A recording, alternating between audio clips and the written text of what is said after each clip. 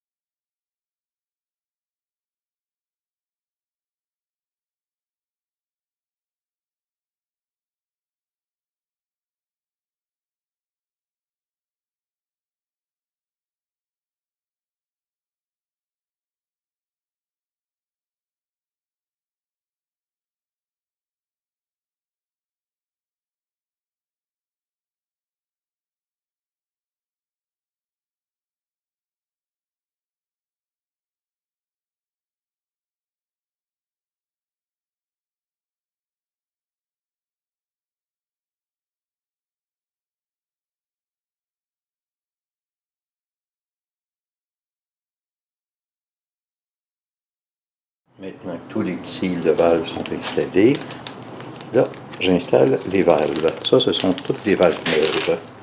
On a ici une valve d'échappement. C'est vraiment beau quand c'est neuf, ces choses-là.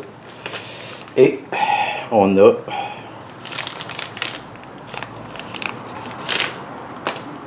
une valve d'admission. Les valves d'admission, ce que j'ai ici, valve d'admission, valve d'échappement, les diamètres sont différents. Et les valves d'admission ont aussi une espèce de petit, de petit creux, de petits trous en plein milieu.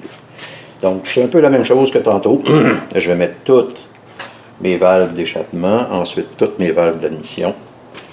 Et là va venir l'étape critique. Donc, je m'y mets. Avant que j'oublie.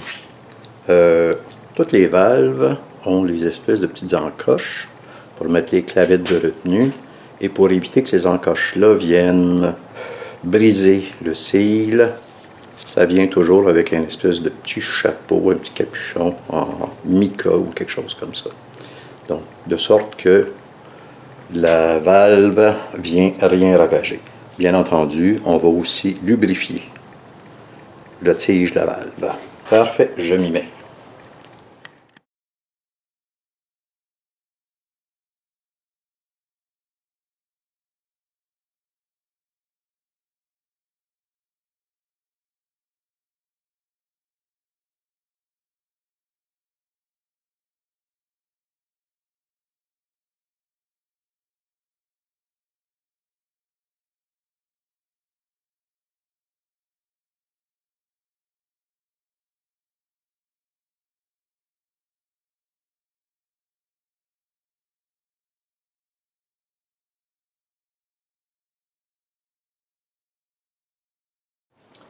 Eh bien, Émile, j'aurais dû t'écouter et vérifier lorsque j'ai reçu la boîte qui contenait toutes les soupapes. Pourquoi? Parce que il manque une soupape d'admission et une soupape d'échappement. Donc, au lieu d'en avoir 8 de chaque côté, j'en avais 7 de chaque côté. Et là, j'ai vérifié, et c'est pas mon erreur, c'est leur erreur. Bon, qu'à cela ne tienne, c'est pas que c'est très cher, la seule chose, c'est que c'est assez plate, puisqu'il faut que j'attende avant, il faut que j'attende à lundi avant que ça soit livré, peut-être mardi. Eh bien, en attendant, il reste quand même beaucoup de choses à faire. Donc, réparer les injecteurs de carburant et les tester. OK, ça ici, j'avais oublié de mentionner, en passant, que c'est un petit kit de culasse de moteur qui vient directement d'Allemagne. C'est fait par la compagnie Mahle et ça comprend à peu près tout ce qu'on peut retrouver comme gasket, O-ring, bref, tous les petits cossins qui servent là-dessus. OK. Là, il est rendu 3h, il s'en va et demi. Je crois que je vais arrêter bientôt. C'est soit ça, soit que j'installe les ressorts et les petites clavettes qui vont là-dessus. OK, je m'y mets. Je verrai. Aujourd'hui, le 7 août. Il est environ 10h30. Une fois que la frustration de l'erreur du fournisseur est passée, je me suis dit, parce qu'il reste quand même beaucoup de choses à faire, je me suis dit, tiens, on va installer tous les ressorts de valves. Bon, toutes les valves sont installées. On va installer les ressorts et les valves manquantes. Là, à ce moment-là, comme on voit ici, les valves manquantes, là, à ce moment-là, je devrais les recevoir lundi ou mardi. Je le terminerai à ce moment-là. Bon.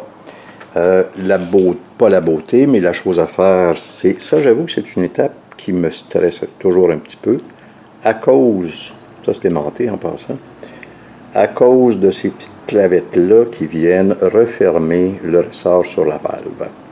C'est délicat parce qu'il y a toujours le Gedling de la mort, c'est-à-dire mon outil glisse et là, une des clavettes se pousse. Ça, c'est une job à retrouver en passant. Et étonnamment, ça coûte une dizaine de pièces chaque.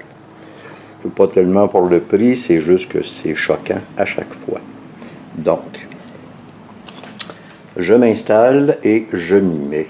Là, rendu là, comme toutes les valves sont neuves, le ressort et les clavettes ont une grande importance. Une grande importance d'ordre, j'entends. Petit détail aussi, je ne sais pas si on le voit bien, mais sur le dessus de la valve, il y a 3 marques, comme on voit ici. Et en dessous, on voit les points d'usure qu'il y a eu. Donc, la retenue ici va sur les 3 marques. Parfait, je m'y mets.